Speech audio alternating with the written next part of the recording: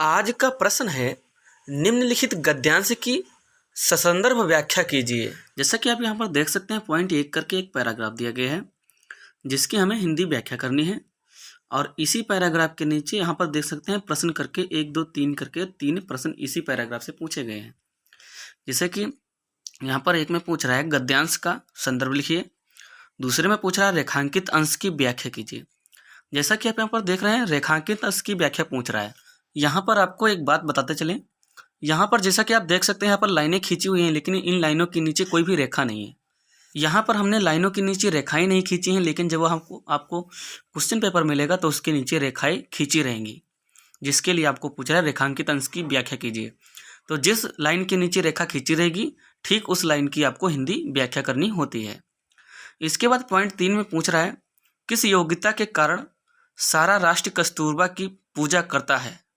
अब जैसा कि आपने यहाँ पर प्रश्न भी पढ़ लिया, इसके बाद पैराग्राफ भी पढ़ लिया और इसमें से 3 पॉइंट के तीनों प्रश्न पढ़ लिए। इसके बाद यहाँ पर आपको सबसे पहले अध्याय को पढ़ना है और पढ़ने के बाद गद्यांश का संदर्भ लिखना है और इसके बाद रेखांकित अंश की व्याख्या करनी है और फिर तीसरे सवाल का भी आंसर लिखना है।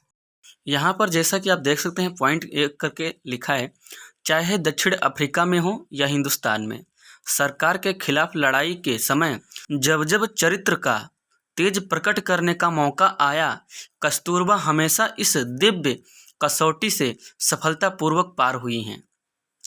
इससे भी विशेष बात यह है कि बड़ी तेजी से बदलते हुए आज के युग में भी आर्य सती स्त्री का जो आदर्श हिंदुस्तान ने अपने हृदय में कायम रखा है, उस आदर्श की जीवित प्रतिमा के रूप में राष्ट्र पूज्य कस्तूरबा को पहचानता है। इस तरह की विविध लोकोत्तर योग्यता के कारण आज सारा राष्ट्र कस्तूरबा की पूजा करता है।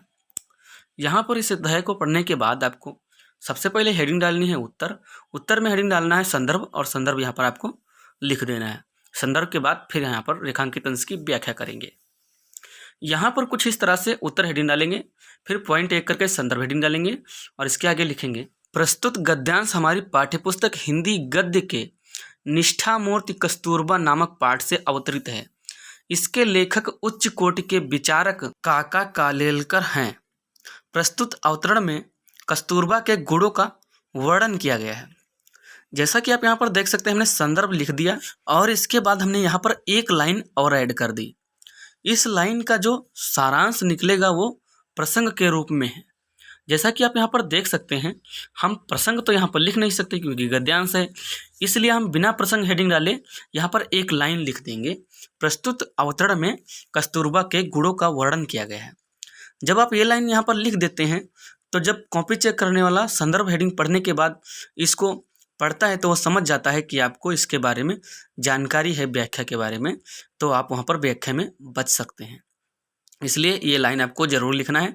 यहाँ पर प्रसंग हेडिंग नहीं डालना है, लेकिन प्रसंग के तौर पर इसे आपको जरूर लिखना है।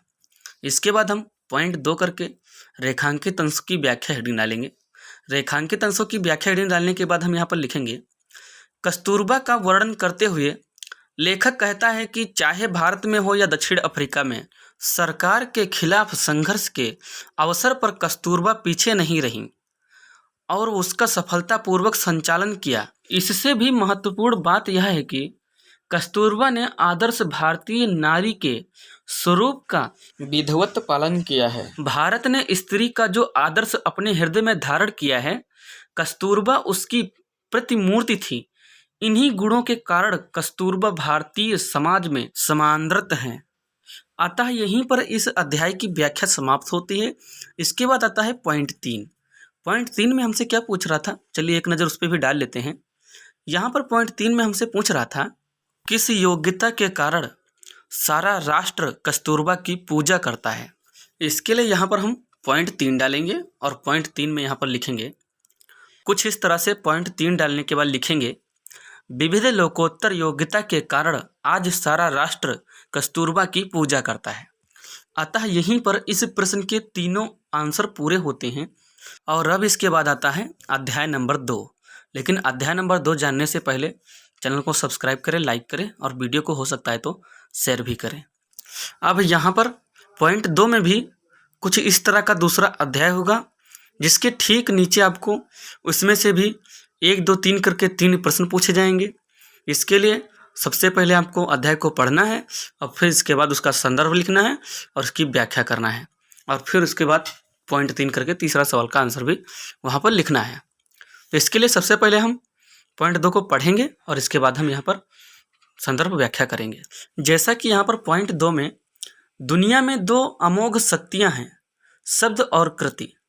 इसमें कोई शक नहीं कि शब्दों ने सारी पृथ्वी को हिला दिया है, किंतु अंतिम शक्ति तो कृति की है। महात्मा जी ने इन दोनों शक्तियों की असाधारण उपासना की है। कस्तूरबा ने इन दोनों शक्तियों में से अधिक श्रेष्ठ शक्ति कृति की नम्रता के साथ उपासना करके संतोष माना और जीवन सिद्धि प्राप्त की। अतः अब जैसे कि हमने इस अध्याय को पढ़ लिया है, तो इसके लिए अब हम सबसे पहले फिर ठीक पहले के जैसा यहाँ पर हम हेडिंग डालेंगे संदर्भ और संदर्भ लिखेंगे और इसके बाद फिर रेखांकित अंश की व्याख्या करेंगे।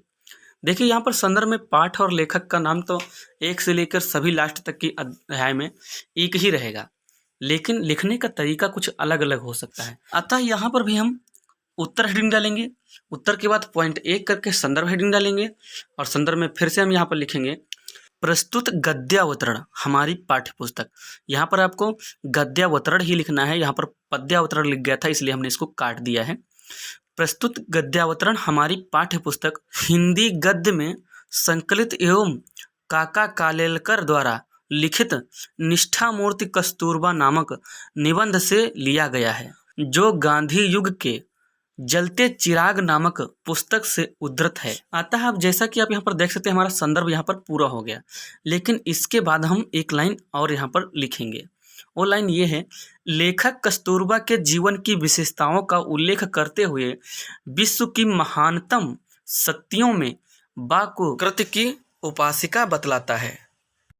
अतः जैसे कि आप यहाँ पर देख सकते हैं हमने प्रसंग तो नहीं डाला, लेकिन बिना प्रसंग हेडिंग डाले यहाँ पर प्रसंग भी लिख दिया।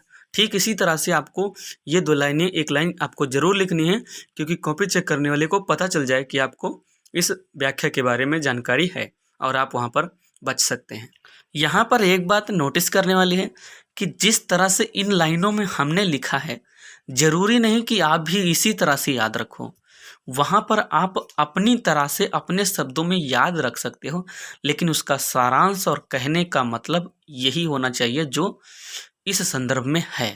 पाठ और लेखक का नाम नहीं बदलना चाहिए और इसके बाद जो हमने प्रसंग के तौर पर यहाँ पर 2 लाइनें लिखी हैं, इनका मतलब भी नहीं बदलना चाहिए। लिखने का तरीका बदल जाए लेकिन मतलब नहीं बदलना चाहिए। तो इसके बाद हम अगली हेडिंग डालेंगे रेखांकित अंशों की व्याख्या और फिर इसके बाद व्याख्या करेंगे। जैसा कि आप यहाँ पर देख सकते हैं, पॉइंट 2 करके रेखांकित अंशों की व्याख्या हेडिंग डाला और इसके बाद आगे लिखा, शब्द अर्थात कहना तथा कृति अर्थात करना वास्तव में इस संसार की यही 2 अचूक शक्तियां हैं। इसमें कोई संदेह नहीं कि शब्दों की शक्ति ऐसी है जिसने सारे विश्व को प्रभावित कर रखा है, किंतु शब्दों की अपेक्षा कृति वाली शक्ति और भी महत्व रखती है। महात्मा गांधी ने उक्त दोनों शक्तियों की असाधारण साधना की थी, अर्थात उन्होंने कथनी और करनी में सामंजस्य स्थापित किया था, किंतु कस्तूरबा ने सबसे पहले महत्वपूर्ण शक्ति कृति की नम्रता पूर्वक साधना की और अपने जीवन को सफल सिद्ध किया। बा ने केवल काम करने को ही महत्व दिया और इसी के बल पर वह सर्वपूज्य हो गईं। दक्षिणी अफ्रीका की सरकार ने गांधी जी को जब जेल भेज दिया तो कस्तूरबा ने अपना बचाव तक नहीं किया और न कहीं निवेदन किया। वह एक दृढ़ संकल्प वाली महिला थी। अतः यहीं पर इस अध्याय की भी व्याख्या पूरी होती है। इसके बाद हमारा अगला आता है पॉइंट 3। पॉइंट 3 में हमसे क्या पूछ रहा था, चलिए उस पर भी एक नज़र डाल लेते हैं। यहाँ पर हमसे पॉइंट 3 में पूछ रहा था कस्तूरबा कैसी महिला थी, जिसके लिए हम यहाँ पर पॉइंट 3 डालेंगे और उसका आंसर लिख देंगे। कुछ इस तरह से पॉइंट 3 डालने के बाद हम यहाँ पर लिखेंगे कस्तूरबा एक दृढ़ संकल्प वाली महिला थी। अतः यहीं पर इस अध्याय के भी तीनों प्रश्नों के उत्तर पूरे होते हैं। अतः जैसा कि यहाँ पर अब हमने पहले अध्याय के भी 1, 2, 3 प्रश्नों के उत्तर लिखवा दिए और अध्याय 2 से भी 1, 2, 3 प्रश्नों के उत्तर लिखवा दिए। अब यहाँ पर हमारे इस पाठ से प्रथम और द्वितीय अध्याय की व्याख्या कंप्लीट हो गई। इसके बाद हम अगले वीडियो में जानेंगे तृतीय और चतुर्थ अध्याय की व्याख्या। तो बस आज के लिए इतना ही, मिलते हैं अगले वीडियो में। तब तक के लिए बाय बाय। सब्सक्राइब, लाइक और शेयर।